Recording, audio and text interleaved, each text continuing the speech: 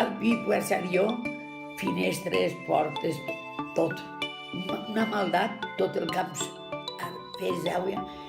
Els arbres se veia la punteta de l'arbre. Passi més fort que pugui posar ningú.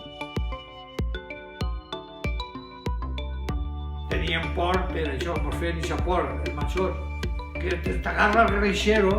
El greixero era, segons diuen ells, un senyor que t'agarrava i te matava i te traia la sang i la grasa.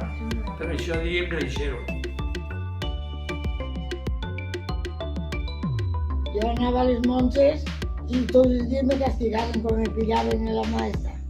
Y me duían las cárbols, los chicuninos, en la llibreta y sin nada, pegaban voltes per allí que se burlaran todos de mí.